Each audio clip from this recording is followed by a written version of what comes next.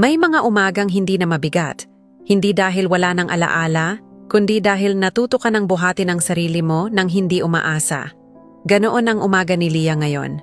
Hindi na siya nagigising sa tanong kung may magbabago pa, hindi na siya napapatingin sa cellphone na parang may hinihintay na paliwanag. Hindi na siya natatakot sa katahimikan. Dati ang katahimikan ang pinakamabigat. Parang may kulang, parang may mali. Ngayon, ito ang pinakatahimik na uri ng kapayapaan. Sa loob ng bahay, gumagalaw siya nang hindi nagmamadali. Hindi dahil wala na siyang gagawin, kundi dahil wala na siyang hinahabol. Naalala niya kung paano niya dating hinintay si Marco, hindi lang sa oras, kundi sa desisyon. Hinintay niya kung kailan siya pipiliin, kung kailan siya magiging sapat, kung kailan siya magiging mahalaga. Hindi dumating ang araw na iyon. At ngayon, malinaw na sa kanya, hindi lahat ng hindi dumating ay kawalan. May mga taong dumarating lang para ipakita sa iyo kung hanggang saan ka kayang tiisin. At may mga taong aalis para ipaalala sa iyo kung hanggang saan mo na kayang tumayo mag-isa. Umupo si Leah sa tabi ng bintana. Hindi na siya umiiyak. Hindi rin siya masaya. Buong-buo lang. Naalala niya ang mga gabing pinilit niyang intindihin ang mga salitang hindi sinasabi. Ang mga araw na siya ang laging nag-aayos.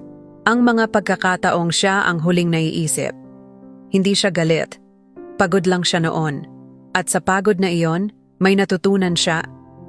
Hindi mo kailangang masaktan pa para tumigil.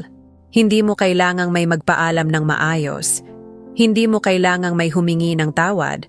Minsan, sapat na ang pagkaunawa na hindi ka na masaya sa pagiging pangalawa.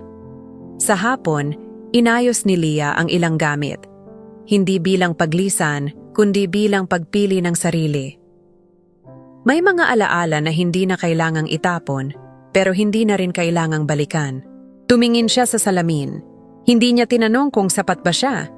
Hindi niya hinanap kung ano ang kulang. Sa wakas, hindi na niya hinusgahan ang sarili base sa kung sino ang umalis. At doon niya naintindihan ang isang bagay na matagal niyang hindi nakita. Ang pag-ibig na hindi nagtagumpay ay hindi palaging kabiguan. Minsan ito ang nagtuturo sa'yo kung paano ka mamahalin ng tama sa pamamagitan ng sarili mo. May mga love story na hindi nagtatapos sa pagsasama, pero nagtatapos sa pagbabago ng babae. Hindi siya naging mas matapang, hindi rin mas malamig, mas malinaw lang. At kapag dumating ang araw na hindi mo na hinihintay ang taong umalis, doon mo malalaman, nakauwi ka na sa sarili mo. May mga pag-ibig na hindi itinadhana para manatili, pero itinadhana para palayain ka. Isaias 43:1. Huwag kang matakot, sapagkat ikaw ay aking tinubos. Tinawag kita sa iyong pangalan, ikaw ay akin. Isulat sa comments ang ka-smart kung dumating ka na sa puntong pinili mo na ang sarili mo. I-share ito sa babaeng tahimik na natutong bumitaw. Gusto mo bang makatipid sa mga binibili mo? Bisitahin ang Smart Save to Shop. Nasa comment section ang link. Kung nagustuhan mo ang video, paki-like, mag-comment, at i-share. Malaking tulong po iyon sa amin. I-follow kami para manatiling updated sa mga bagong videos. Forever blessed. God bless. Ingat lagi.